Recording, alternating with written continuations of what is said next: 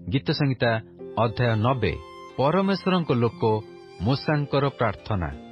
ହେ ପ୍ରଭୁ, ତୁମ୍ଭେ ପୁରୁଷାନୁକ୍ରମରେ ଆମ୍ଭମାନଙ୍କର ବାସସ୍ଥାନ ହୋଇ ଆସିଅଛ।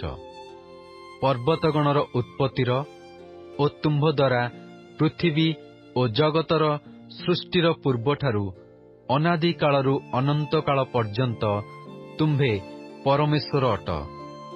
ତୁମ୍ଭେ ମର୍ତ୍ତ୍ୟକୁ ଧୂଳିରେ ଲୀନ କରୁଅଛ, ପୁଣି କହୁଅଛ, ହେ ମନୁଷ୍ୟ ସନ୍ତାନଗଣ, ଫେର। କାରଣ ତୁମ୍ଭ ଦୃଷ୍ଟିରେ ସହସ୍ର ବର୍ଷ ଗତକାଲିର ତୁଲ୍ୟ ଓ ରାତ୍ରିର ଏକ ପ୍ରହରର ସମାନ। ଯେପରି ପ୍ଲାବନରେ, ସେପରି ତୁମ୍ଭେ ସେମାନଙ୍କୁ ଭସାଇ ନେଉଅଛ। ସେମାନେ ସ୍ୱପ୍ନ ତୁଲ୍ୟ, ପ୍ରାତଃକାଳରେ ସେମାନେ ବଢ଼ନ୍ତା ତୃଣତୁଲ୍ୟ। ପ୍ରାତଃକାଳରେ ତାହା ସତେଜ ହୋଇ ବଢ଼ଇ, ସନ୍ଧ୍ୟାକାଳରେ ତାହା କଟାଯାଇ ଶୁଖଇ। କାରଣ ତୁମ୍ଭ କ୍ରୋଧରେ ଆମ୍ଭେମାନେ କ୍ଷୟ ପାଉ, ପୁଣି ତୁମ୍ଭ କୋପରେ ଆମ୍ଭେମାନେ ବ୍ୟସ୍ତ ହେଉ। ତୁମ୍ଭେ ଆମ୍ଭମାନଙ୍କ ଅପରାଧ ଆପଣା ସମ୍ମୁଖରେ, ଆମ୍ଭମାନଙ୍କ ଗୁପ୍ତ ପାପ ଆପଣା ମୁଖର ଦୀପ୍ତିରେ ରଖିଅଛ। କାରଣ ଆମ୍ଭମାନଙ୍କର ସକଳ ଦିନ ତୁମ୍ଭ କୋପରେ ବହିଯାଏ। କଥିତ କାହାଣୀ ପରି ଆମ୍ଭେମାନେ ଆପଣା ଆପଣା ବର୍ଷ ସମାପ୍ତ କରୁଥାଉ।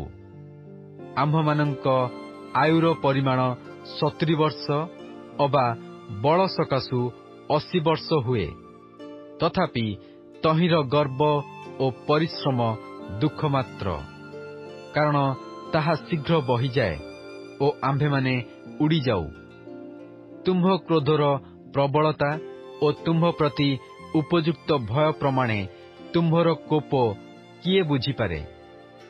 ଯେପରି ଆମ୍ଭେମାନେ ଜ୍ଞାନ ବିଶିଷ୍ଟ ଅନ୍ତଃକରଣ ପାଇପାରିବୁ, ଏଥିପାଇଁ ଆମ୍ଭମାନଙ୍କୁ ଆପଣା ଆପଣା ଦିନର ଗଣନା କରିବାକୁ ଶିକ୍ଷା ଦିଅ।